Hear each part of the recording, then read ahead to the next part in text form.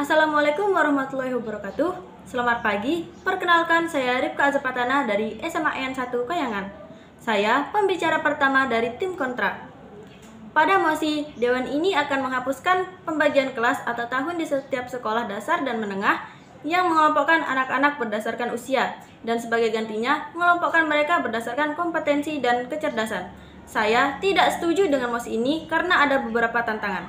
Tantangan yang pertama, kesejahteraan sosial dan emosional. Kesejahteraan sosial dan emosional memiliki dua alasan. Alasan yang pertama, anak-anak belajar lebih baik dalam lingkungan di mana mereka merasa nyaman secara sosial dan emosional. Mengelompokkan berdasarkan kecerdasan bisa menyebabkan isolasi sosial bagi anak-anak yang mungkin cerdas tetapi tidak sejalan dengan kelompok usianya. Alasan yang kedua, interaksi dengan teman sebaya yang berusia sama penting untuk perkembangan sosial dan emosional. Menghilangkan pembagian kelas berdasarkan usia dapat menanggung dinamika ini. Tantangan yang kedua, stigma dan tekanan. Stigma dan tekanan memiliki dua alasan. Alasan yang pertama, anak-anak yang tidak berada dalam kelompok kecerdasan tertinggi mungkin merasa terstigma dan kurang percaya diri. Stigma adalah ketidaksetujuan seseorang maupun sekelompok orang berdasarkan karakteristik tertentu yang membedakan atau keberadaan mereka menjadi tidak diinginkan di lingkungan masyarakat. Alasan yang kedua, tekanan untuk berprestasi dan masuk ke kelompok kecerdasan lebih tinggi dapat menyebabkan stres yang tidak sehat pada anak-anak. Tantangan yang ketiga, kompleksitas penilaian dan pengelompokan. Kompleksitas penilaian dan pengelompokan memiliki dua alasan. Alasan yang pertama, menilai kompetensi dan kecerdasan anak secara akurat dan konsisten bisa menjadi sangat kompleks. Ada resiko ketidakadilan atau bias dalam penilaian yang dapat merugikan beberapa anak. Alasan yang kedua, teknologi dan infrastruktur. Implementasi sistem penilaian yang akurat memerlukan teknologi yang canggih dan infrastruktur yang memadai, yang mungkin belum tersedia di semua sekolah. Tantangan yang keempat, tantangan logistik dan administratif. Tantangan logistik dan administratif memiliki dua alasan. Alasan yang pertama, pengelolaan kelas yang rumit. Pengelolaan kelas yang rumit dengan anak-anak yang memiliki berbagai tingkat kompetensi memerlukan pendekatan pengajaran yang sangat berbeda dan lebih intensif. Guru perlu dilatih secara khusus dan mungkin memerlukan lebih banyak sumber daya.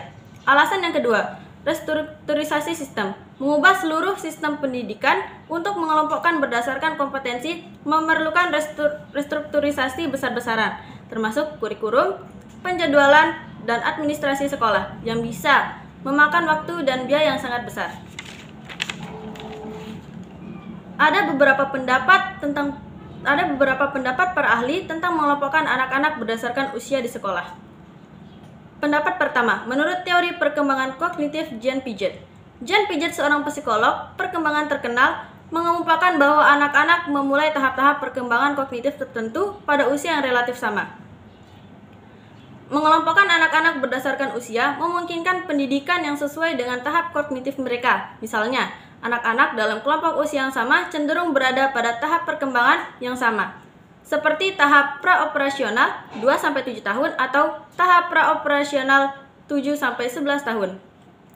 Pendapat yang kedua, teori perkembangan sosial Erik Erikson. Erik Erikson seorang psikolog yang dikenal dengan teori perkembangan psikososialnya, menekankan pentingnya interaksi sosial dan pengalaman kelompok sebaya dalam perkembangan identitas dan keterampilan sosial. Pendapat ketiga, pandangan dari organisasi pendidikan.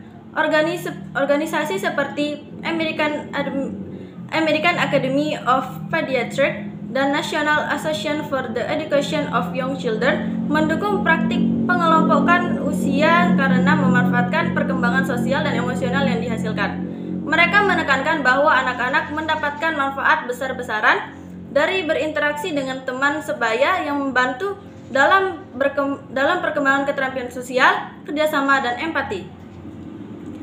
Menurut pendapat yang keempat, praktik dan pengalaman pendekatan pendidikan tradisional. Sistem pendidikan tradisional di banyak negara telah terbukti efektif dalam menyediakan pendidikan dasar yang seragam dan terstruktur. Pengelompokan berdasarkan usia memfasilitasi implementasi kurikulum standar yang dapat dikelola dengan baik dan dievaluasi secara sistematis. Dewan Juri yang terhormat, meskipun ada argumen kuat untuk mengelompokkan berdasarkan kompetensi dan kemampuan, pengelompokan berdasarkan usia tetap didukung oleh banyak ahli karena kesesuaiannya dengan teori perkembangan anak dan kemudahan implementasi dalam sistem pendidikan tradisional.